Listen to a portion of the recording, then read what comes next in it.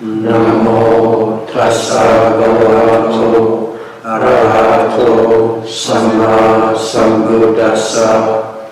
Namo tassa bhagavato arahato samma sambuddhassa.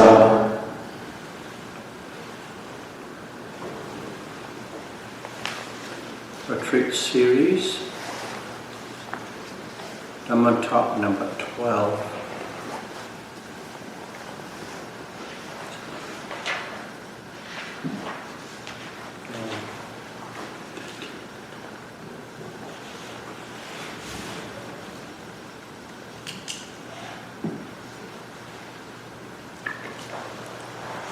Here we are practicing Satipatthana Vipassana meditation.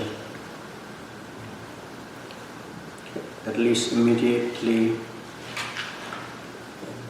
to get peace in our life, whatever level that we can have based on the level of our practice.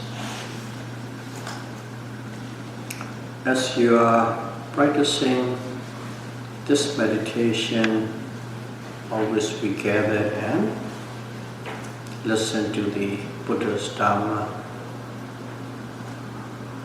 And when you listen, there are two things we need to understand. First of all, you need to listen very carefully and attentively.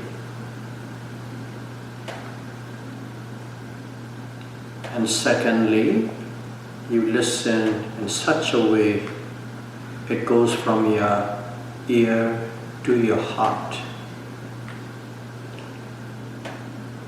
Those are the two things that's needed, not simply just listen for the gist of it. And if you listen that way, what happens is, as your understanding of Buddha Dhamma grows, your confidence in it also grows.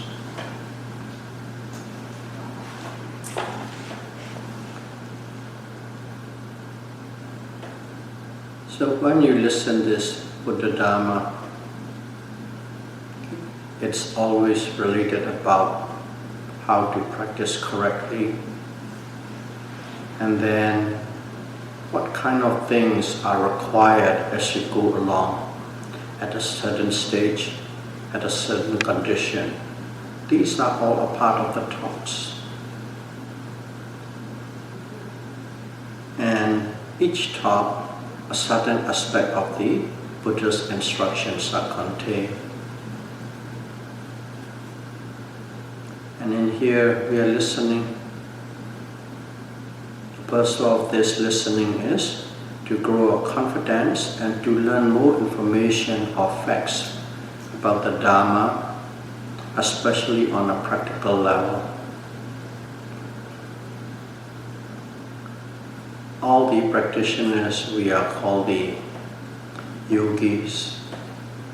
And of course there are many different levels and many different objectives towards the practice. But for any yogis who would like to practice so they can reach the final objective, the goal, and if this is the final objective, there are 5 dhammas or 5 qualities that the yogi needs to possess. These are absolutely necessary so that one can attain the final objective. For the serious practitioners, people who are going or doing the long retreats.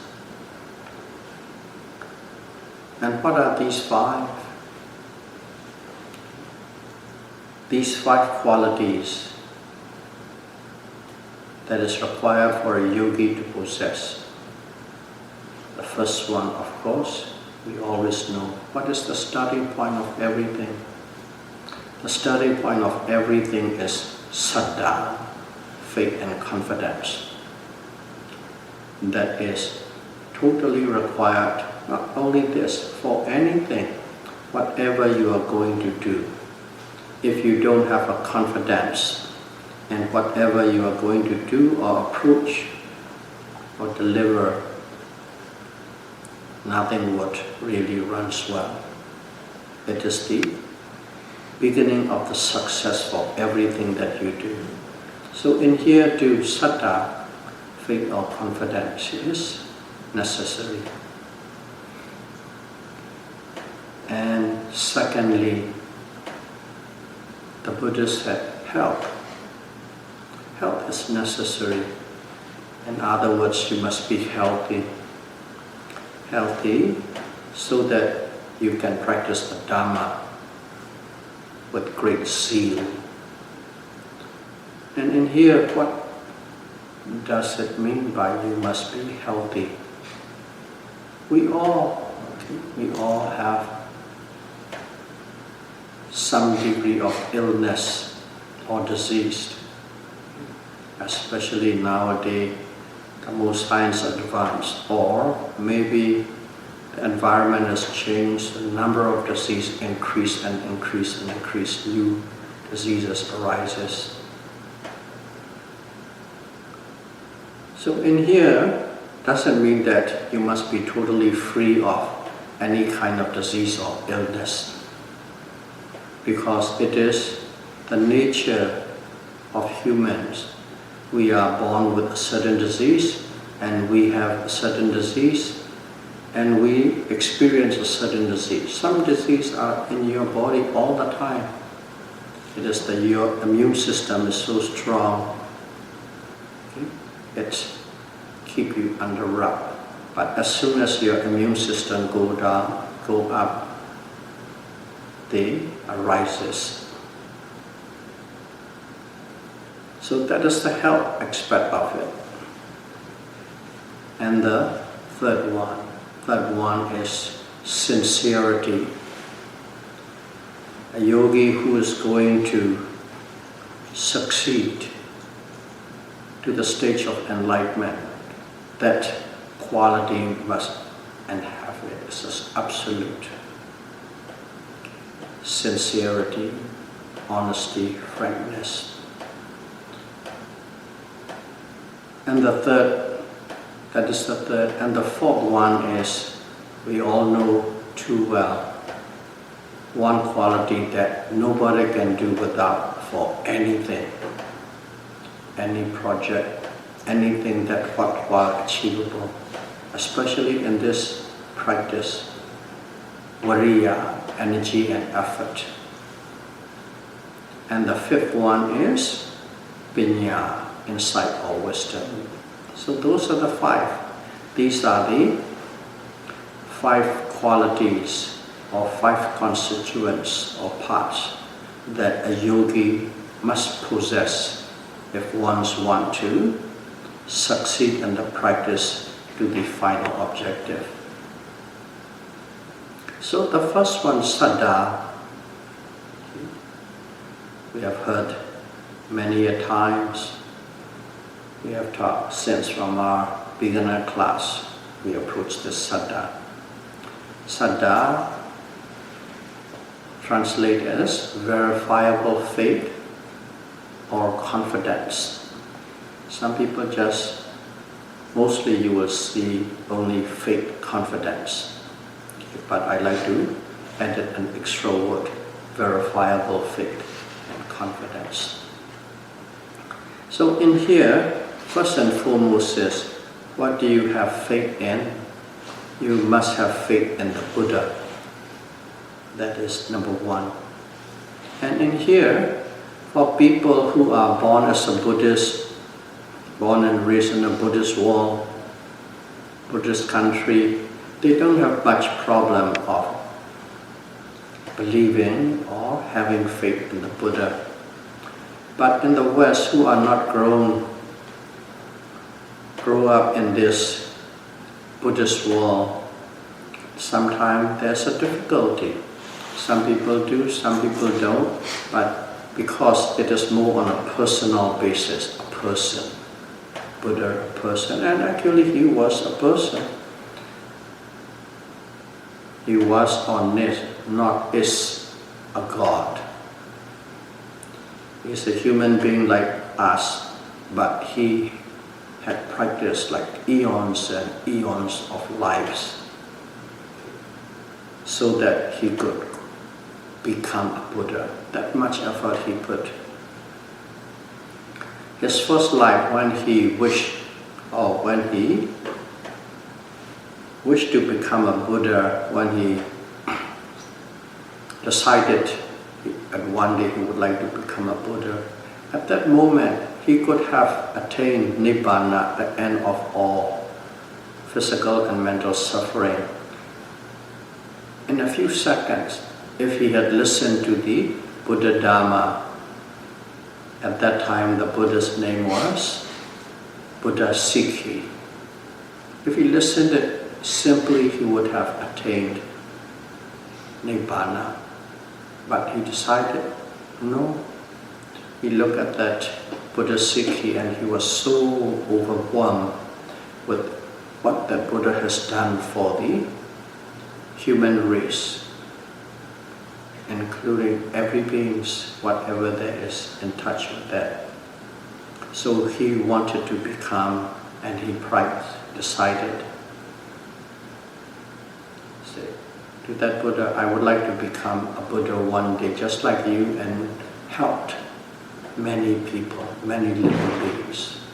And the Buddha assessed his qualities and he knows that he could become. He said, okay, one day you will become a Buddha under the name of Gautama Buddha, but till then you have to practice.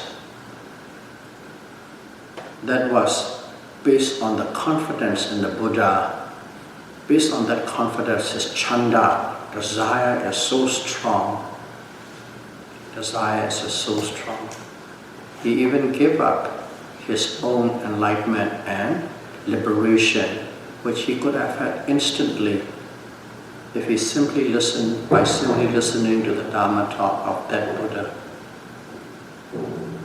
It started with this faith and confidence and the chanda or desire that arises out of it. Even a Buddhahood, to become a Buddha, start with saddha and faith. And that kind of a thing for the Westerner, it is difficult to accept. There are many stories, of course. And if that's the case, so be it, because you are not born in this world where a whole country, the parents, everything, the environment is a Buddhist. It's understandable. And for those kind of people, the suggestion would be focus on the Dhamma. Dhamma is what the Buddhists taught. Dhamma is what we are practicing. So approach from the angle of Dhamma, because Dhamma is no person involved. No person involved, and also everything is accessible, readable, understandable, discussable, and it's stood up to any kind of analysis and criticism for over 2,500 years, time tested.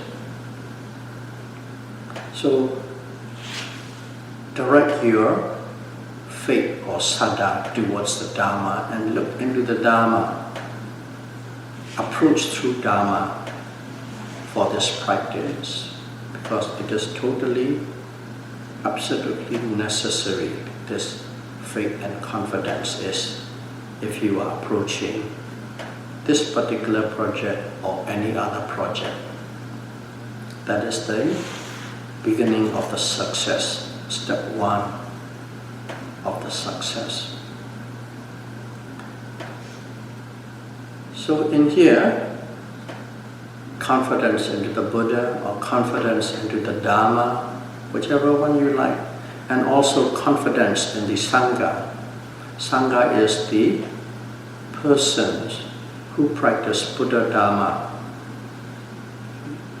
totally invested their life in the Buddha Dhamma, learn practice, and when they have filled enough, they turn around and share with others, teach others. Those are Sangha in general. But more specifically, we call it Ariya Sangha. Ariya Sangha is one who will practice and then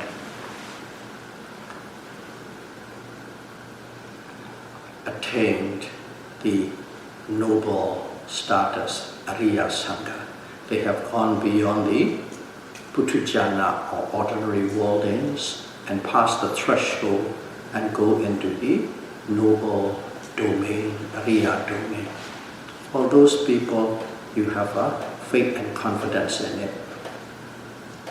And also in the law of causal effect, causal relationship, cause and effect. Everything in this universe is explainable and operated through the causal relationship, cause and effect, cause and effect, cause and effect.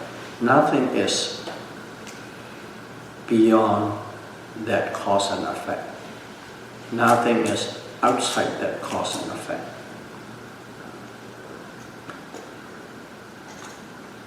That one needs to believe. And another name for that cause and effect in a scriptural sense is called karma. Karma is also the law that explains cause and effect. You cause this, this happened. You cause that, that happened. That relationship. So whenever you approach something, you always use this to cause and effect. If things are explainable through under the microscope of cause and effect and logic, you understand and you can accept very easily. Everybody can accept very easily that is true and correct. It is true. I take it as truth because it is provable. So that is one thing. And as you have been studied and then also practice and understand to a certain level, you know everything you have done so far is explainable and verifiable through the tool of cause and effect. And these are the tools, and these are the process, these are the investigation, what we know as Saddha, that give rise to Saddha. So when you have verified as such, you become more certain. It's assured you by yourself that it's just true and correct, acceptable, and it is provable. To a certain degree it's already proven, but based on that assumption, if you carry on, if it follows and falls in the realms of this cause and effect, must be true, and you carry on, the sadhas become very strong. And with that sadha, you can approach. And of course, first level is the intellectual, and a certain small steps of the beginning of investigation. In other words, the practice.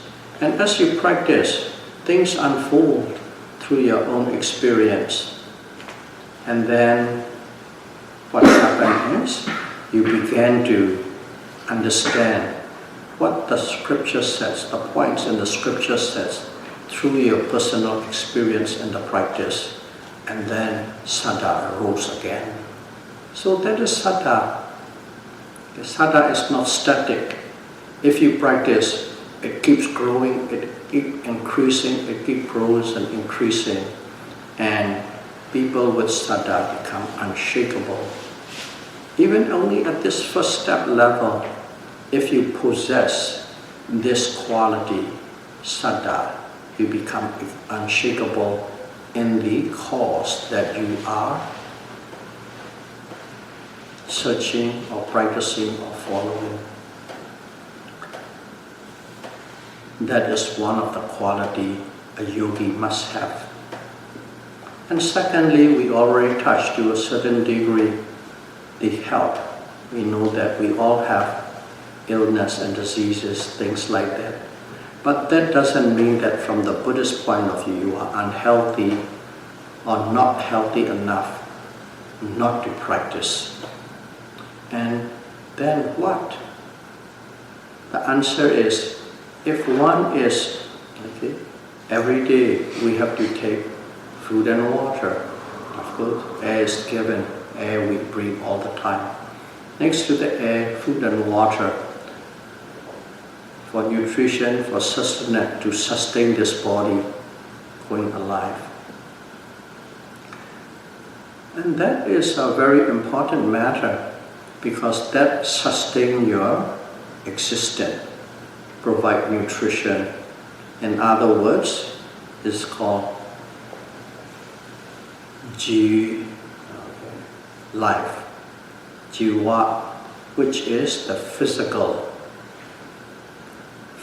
aspect of life and mental aspect of life.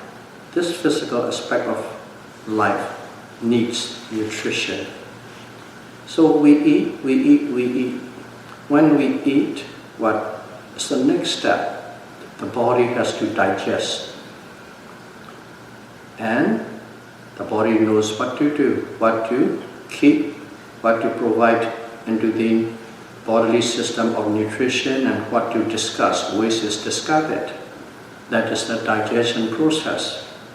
You eat, properly digested. As long as it is going well, then it is going quite well. If not, your nutrition doesn't go into the system. It might go into the waste because digestion is not good. Or if not, you can't even digest, become bloated, and you know exactly what happens then. No need to go detailed explanation. So if one is able to eat well, and then the body is able to digest, that part, from the Buddhist point of view, you are healthy. You can have a sustenance, sustain the body. If you have a good digestion, if you can eat well, if you can sleep well, and if you have a good digestion, that is considered healthy. Healthy enough to practice the Dhamma.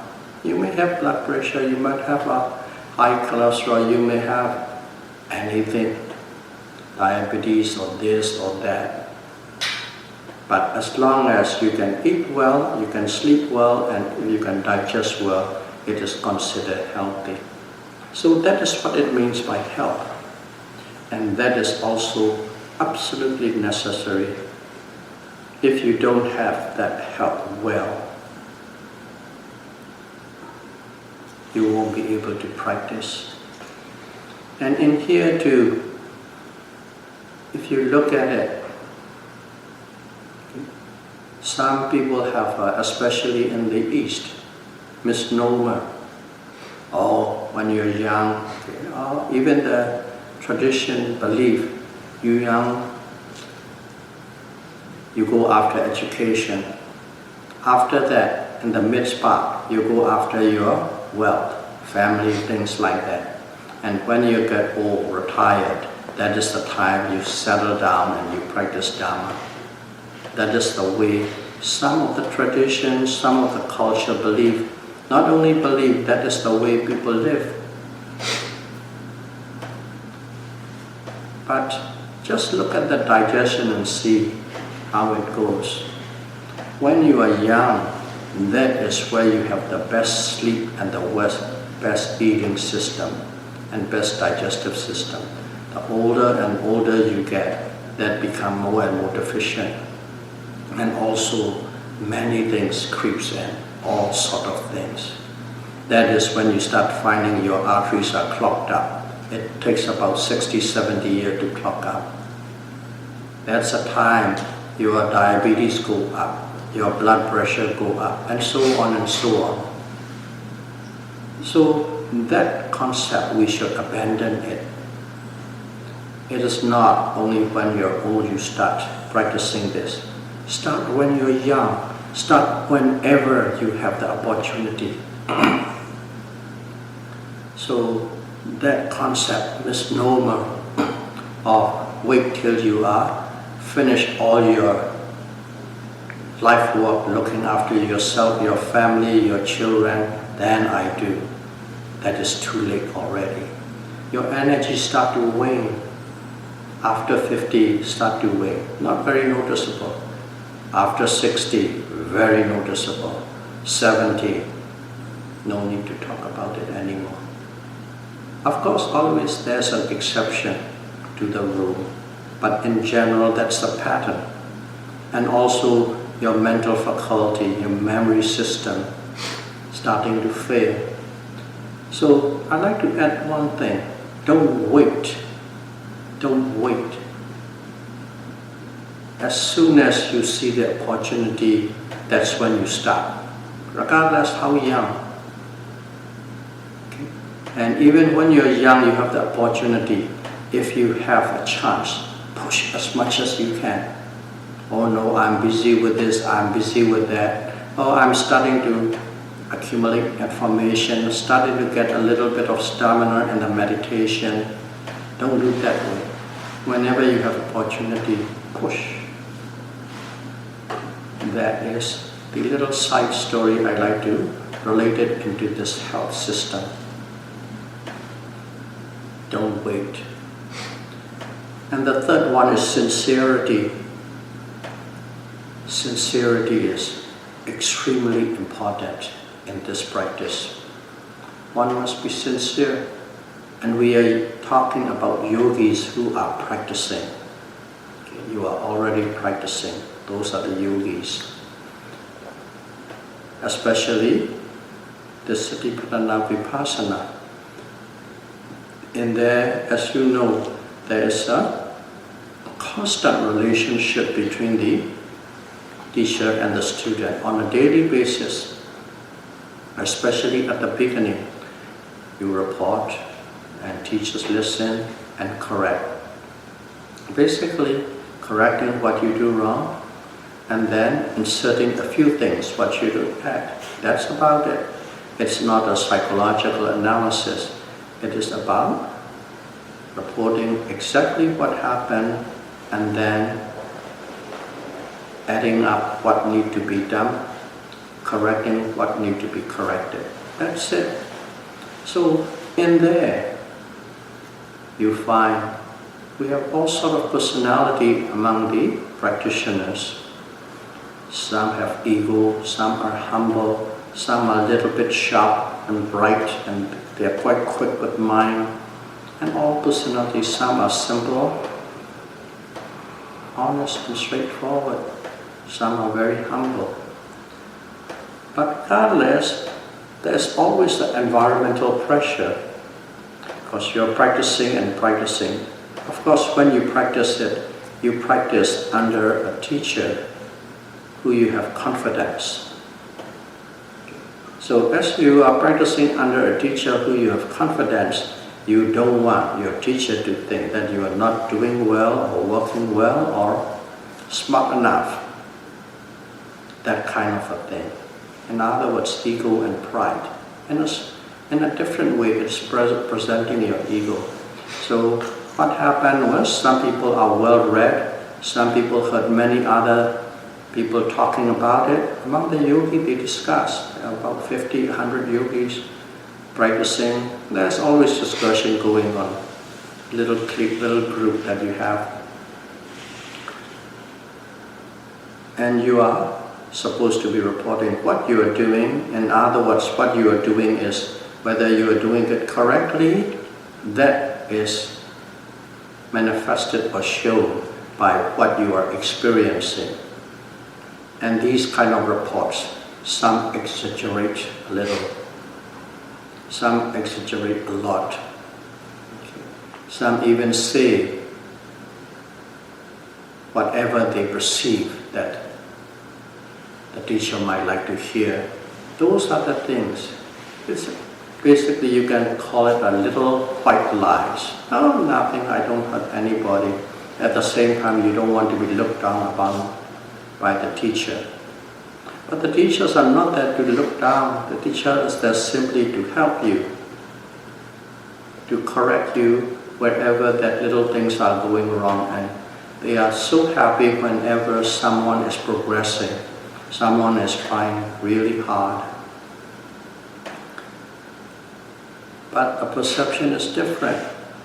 So you have white lie, you exaggerate, you boast, that kind of thing. So sincerity and the morality, your morality, in the aspect of the morality, you must be sincere. You report exactly as it. Some have, they call it, in word is called Maya. Maya is, let's call it pretender. Pretender. In front of the teacher, you act like perfectly composed, very well-mannered, nothing, don't talk, nothing. As soon as you go around the corner, next building, next corner, another building, as soon as you meet your fellow yogis, you start talking, chit-chat, chit-chat. In fact, some of the yogis, they even look to somebody to chit-chat. Because this is not 1 day, 2 days, 3 days. We are talking about 2 months, 3 months, 6 months. So when I go to that stretch, long stretches, our old urges take over, like to talk. But as soon as you come in front of the teacher, you might even say, please give me permission to talk. Like as if you will never talk without the permission. But around the corner, 2 hours ago you already talked. That is called Maya or pretender.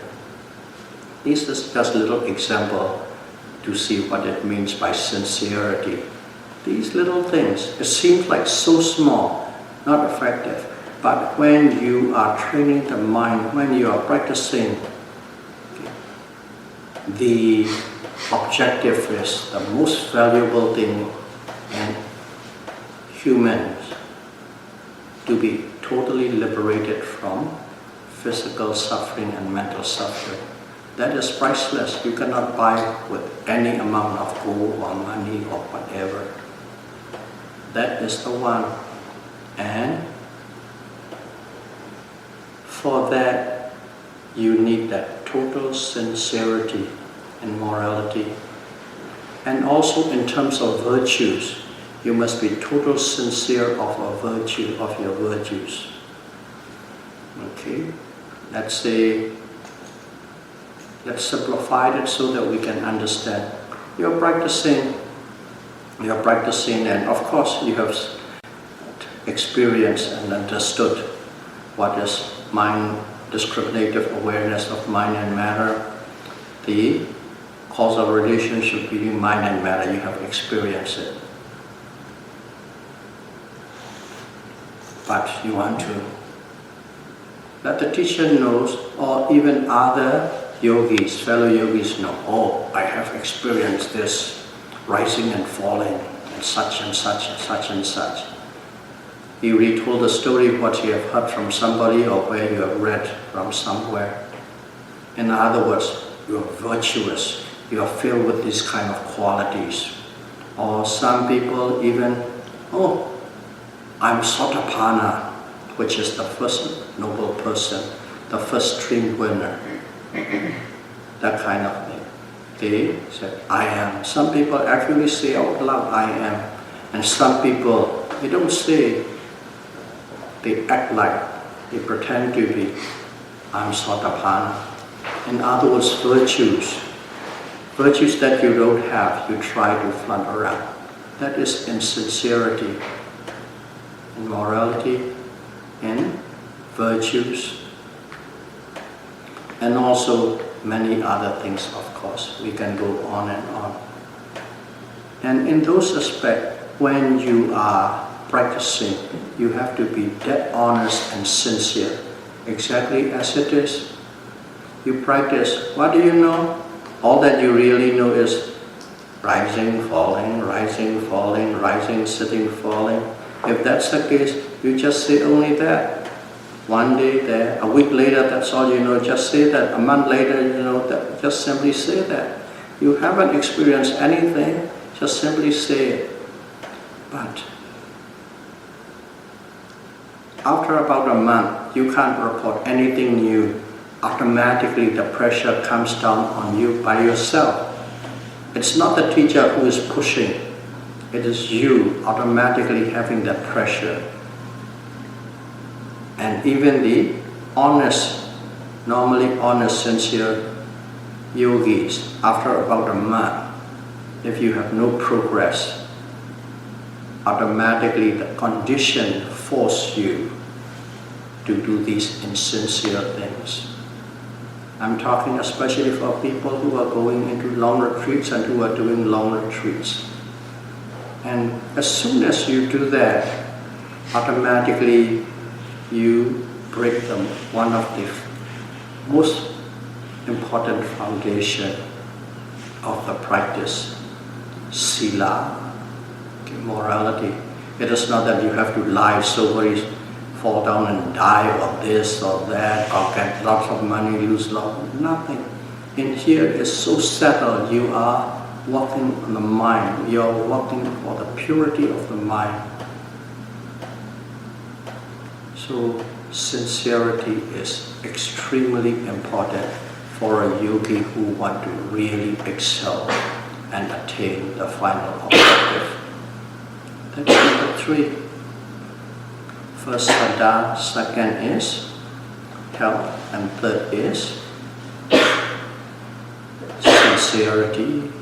Number 4. Number 4 is everybody's know. We have heard, or we have talked, discussed so many times. Some people even probably tired of hearing. Energy and effort, variya. But let's have a little bit of summary about it, even though we have heard before. This effort is, in our practice, you need 3 levels. Again, we are talking about the serious practitioners. Right at the beginning, you have the initial effort. Initial effort is a lot easier because you are very eager. Because of your eagerness, as soon as you have saddha and desire, chanda, there's abundant amount of energy, and that really keep you up to a certain level. And after a while that's used up, the energy is gone. And the next step is you have to accurately boost up that energy. In other words, you have to crank it up. Because the next step is the level where you see difficulty. As an example is, you don't have much progress, you have no progress. That energy wanes, and that is difficulty. That is the time you have to crank it up. Or you're practicing, the pain is torturing you so much, eventually it exhausts you. You are physically exhausted, mentally exhausted, you want to give up. That is difficulty, that is obstacle. That is the time you have to boost up your energy. So you can imagine this and that and all sort of difficulties and obstacles come your way in the middle section of your practice. That is after about 3 weeks or 4 weeks. Those things come in, that is what will take you down, make you weak and make you want to surrender. That is the time you have to boost up your energy. That's the second stage. And when you can apply enough effort to overcome all these difficulties, you have passed that. After you pass that, still you have quite a distance to go to the final objective. At that time, you need another determination. That's, I'm going to keep on applying this energy till I reach the goal, the objective. That is Your final goal is liberation, to be liberated from all physical and mental suffering. That's why we can name it, that energy, the final distance running, is called liberating energy. Just like long distance runner, the last mile or the last couple of miles is the toughest. You have nothing left, but there's a determination, I will reach the finish line. So that is the 3 levels of energy one need to understand. And most importantly is to be able to apply to overcome the difficulties. So this is effort. Okay? And effort need to be applied in many things, of course. Okay? You need to sustain your meditation. You need to overcome. And you need effort to apply so that the minds could always direct and in contact with the object that is arising. Then you need your effort. You need your energy. So directing the mind. And secondly, not only directing the mind, not only once, not only twice, to be able to keep doing the same thing for an extended period of time, which means continuously applying in the same process again and again and again. That's another part. You need to apply energy in there. And then after a while difficulty comes in and your confidence wanes, your faith wanes in the process. At that time you need to apply to keep maintaining that confidence. It's not just only applying towards the mind, towards the object. You have to apply for this confidence to sustain the level, not to drop. You have to do that. And also, while you're practicing, especially when you're down, or especially when you're progressing, what happened? There's an attack. Attack of what? Sloth and torpor. Simply put, laziness and sleepiness jump onto you. At that time, you need this effort. This effort is applied to keep yourself alert, to keep yourself awake, alert and awake. See, you just say, apply effort, apply effort. What is it for? If you want to look in details, here are the details. All these things are like we are talking separately, but everything is happening. You need to apply to keep yourself awake, alert, and sharp. That's also another needed. And then there will be a lot of what you call the surrounding environmental disturbance, which is fellow yogis, or it could be meditation teacher, because in a big center there are many teachers. You don't get along with it, you don't like it, you felt like you have been singled out, and all these kind of things. There's a food, I don't like this food, this is spicy food, oh this is too bland, and so on. Oh, the volunteers who are doing, they are so much noisy, they don't understand. All these things, environmental, anything that can create aversion in you from your surrounding, these are and will be always there. When you have that, you have to have effort to maintain the patience and tolerance towards all these things that can create aversion in you. There's an effort. These are the effort I'm describing on a practical term. There's effort. And then you practice. Eventually, you sink into a certain level. Sink to a certain level, and you are growing, you are progressing. At a certain level of the progress, you begin to feel all the nice and good experience that one will encounter from the meditation. These experiences are, if you are truly experiencing continuously, they are extremely good, extremely pleasant. It is like nothing you have ever experienced before. It is nothing to all the experience that you have, sense pleasure in your daily life, any kind of sense pleasure, superior to that. So what happened was, it is really enjoyable and you got hooked into it. You like it and you stay into it. At that time, you need effort. Effort to abandon those nice experiences. Effort to let go of these experiences. So effort is in every part of the stages of your meditation is needed, all different aspects. The first one is, I just described it in a very general way, covers from the beginning to the end. Initial effort, boosting effort, and liberating effort.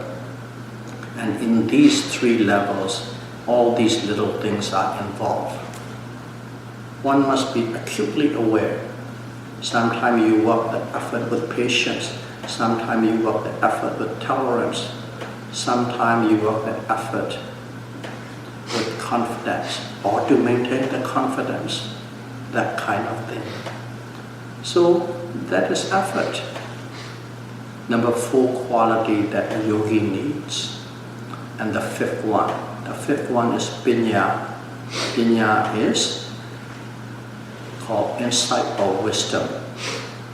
To put it very straightforward, it is the understanding of the mind and matter as they really are. Stage by stage, you go in. There's a vipassana insight or vipassana wisdom. That is, just in this world, you haven't passed the threshold to the Ariya or noble person yet. In the scripture, you will find 13 different stages. You go through all these things, and your understanding of these things. And your understanding of these things, when you talk it, it is in the book quite easy. You read, you have to find phrases, oh, I understand. But when you are practicing, and your experience to connect with these, what is described in the scriptures, that is a little tricky one. There you need an experienced and competent teacher to point you out, not ahead of time. Whenever you are experiencing, when you become skillful in your experience, that is what it is.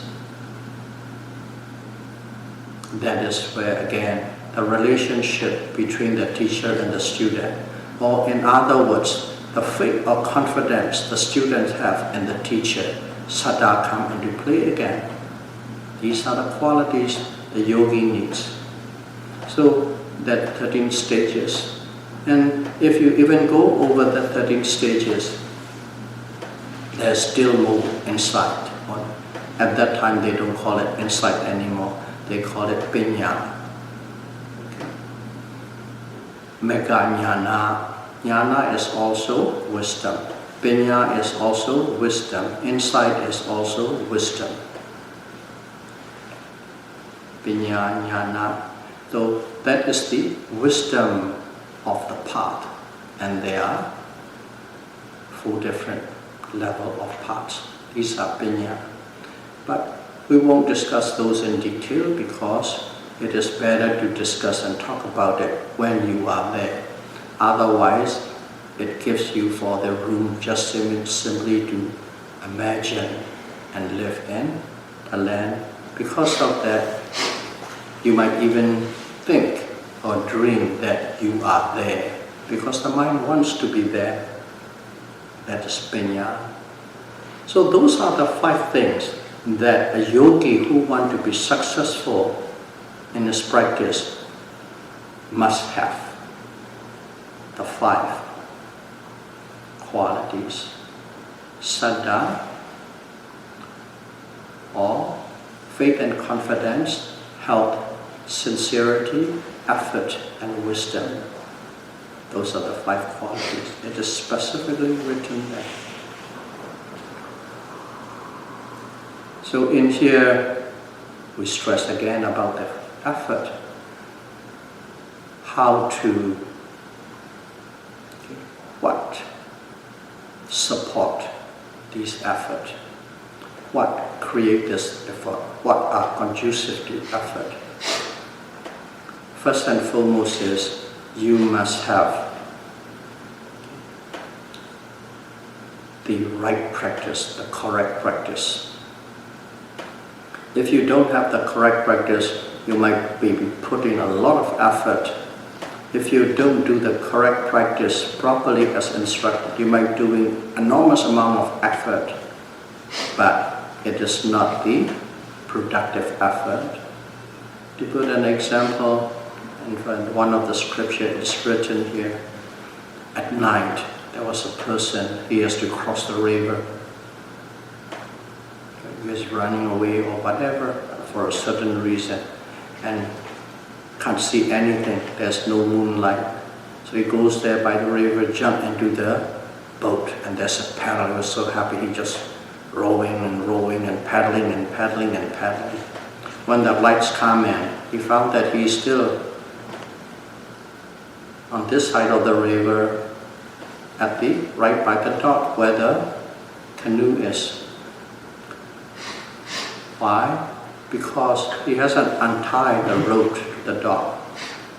The boat was tied to, but he was rowing and rowing, but he hasn't moved an inch. What is that? If you tied up yourself, which is in English, so that's attachment, sanyojana, so attachment. If you haven't cut the attachment, and if you jump into the practice, you might be practicing for 3 months or 6 months, but your mind have never left what you are attached to, your home, your family, and so on.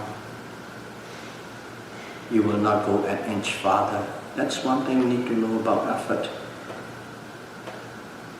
And then for the Westerner, some of the Westerners, they just jump in with both feet and they really go in. They left everything, they don't think about anything, I'm going to do it. But even those people, they have one big attachment they must be very careful about. Their attachment is, you're practicing. As you're practicing, they are well read, they are well versed, they listen, they work very hard. And they like what they hear, they like what they see, they like what they read. And they practice very hard. But one thing is, one of the attachment left is the Dhamma. They practice and they analyze and they figure out and they try to put all the Dhamma theory into it.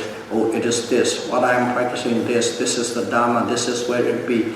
That analysis and reflection of the Dhamma goes on and on and on and on. And if you are at that stage, there is no meditation in you anymore. But in your mind you think you are doing a fantastic job, great job.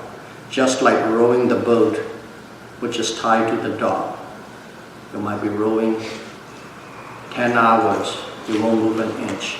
The same thing, if your mind is on the reflective awareness or analysis or thinking, not other things, simply about Dhamma and the practice, you won't move. In other words, your attachment is to the reflective or thinking process of the Dhamma. That is the most common obstacle or attachment for the Westerner who are practicing very hard. That's one thing. So, faith and confidence can produce effort. Chanda can produce effort. If you have desire, it will produce effort. Faith and confidence will produce effort. If you have the right method or the right technique, it will produce effort. Because the right method and the right technique, following instruction to a T, it will show you progress. It will unfold the mind and matter very quickly and easily. Because of that, your effort grows and grows. They unfold, it reaffirms what you know, their confidence grows, effort grows. These are the things that produce or increase your effort. Saddha, faith, chanda, desire, the right technique, the right method to follow.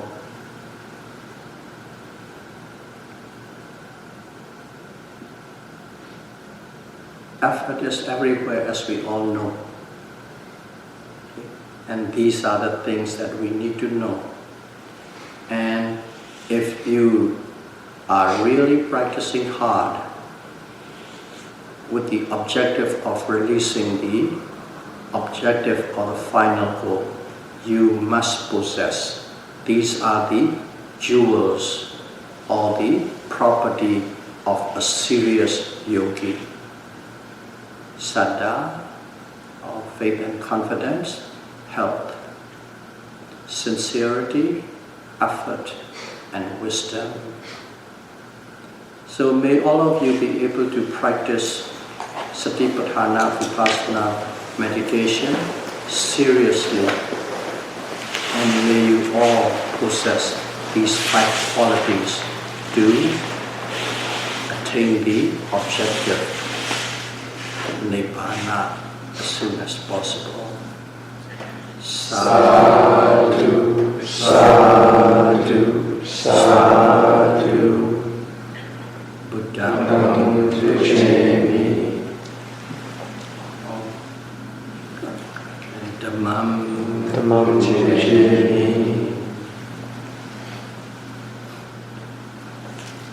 Sangham pujaami. Let's share some merit with all beings for what we have practiced. Imaya Dhammanu Dhammapatipatiya Buddham Pujaami. Imaya Dhammanu Dhammapatipatiya Dhammam Pujaami. Imaya Dhammanu Dhammapatipatiya Sangham Pujaami. Atta imaya patipatiya Sharamanamma Primujjisami. Idam me punyam asvaya vahamhotu. Idam me stilam Megapalayanasa Paiceo Hotu. Imano Punyavadam Sabbasadanam Dema Sabbe Satta Sukhita Hontu. Sadhu, sadhu, sadhu. Thank you very much. Thank you very much.